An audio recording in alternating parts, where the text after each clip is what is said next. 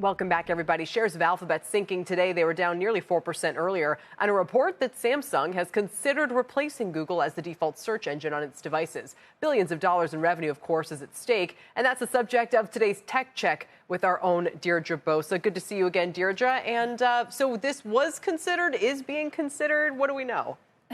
Well, reportedly, it was considered. Samsung didn't go ahead with it. But even the idea that they could consider such a thought, kicking Google out of the system for a Bing, that was enough, the New York Times says, to create some panic inside of Google, because Google has essentially spent billions and billions of dollars over the years and spends it each year to sort of have this insurmountable moat, this moat that gives them more than 90% of the search market. They pay Samsung, they pay Apple for that privilege to be the default search engine. So again, we get back to this narrative.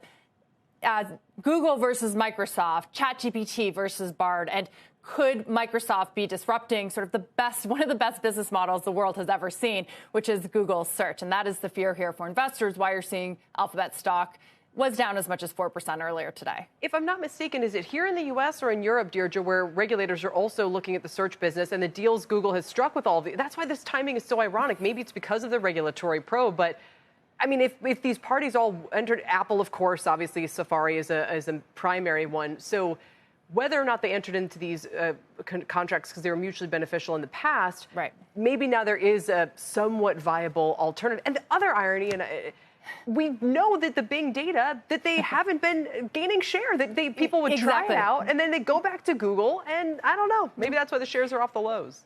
Yes, and I mean, earlier this morning I was saying, let's go back to the beginning of the year when this narrative emerged that, you know, Microsoft could dethrone Google eventually or hurt that business model. That hasn't played out. We're still in very early stages. They're both up 19%. So net hasn't really changed the story much there. And even there was a note today from Morgan Stanley saying that ChatGPT, generative AI, Bard is going to be only good for Google's business in the long run. But it is so early on. And I think that because Google search has been such this fantastic business, so lucrative, the margins are incredible, the idea that it may be hindered somewhat or encroached upon by a competitor like Microsoft, which also has billions and billions of dollars to spend, and, by the way, is moving a lot faster on the generative AI front, has captured the imagination, had their moment more so than a Google that has been spending years on this and called themselves an AI company first. So, again, has to do with the rollout and sort of the potential going forward. Investors could be looking at this right now and saying, you know,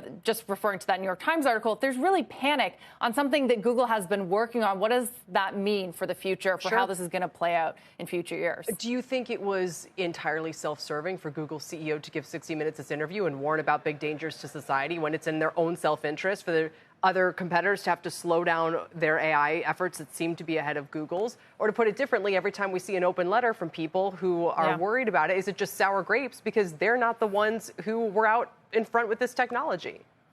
Many would argue that those fears, the caution is well placed. It is very real. This is moving so quickly. We don't yet know the ramifications. And we've seen what happened when we moved quickly and broke things in terms of social media. It takes so long for regulation to catch up with all of these unintended consequences. So, yes, it is in Sundar Pichai's interest to give an interview and say that we have to be responsible. We have to be cautionary. I think that is very real. That is the tone that Alphabet has struck, maybe to its advantage or disadvantage, because Satya Nadella, remember, he says things like he wants to make Google dance, and he certainly has. So he's maybe a little more brash, but he would argue that the opportunity is so great that you don't want to slow down on that either. You have to make sure that you are taking that opportunity and all the good things that generative AI is going to provide to society. So it definitely is this push and pull. I think that Google is being genuine when they say that there's real responsibility and cautionary issues to look at here. But that is the narrative that they are giving out here. And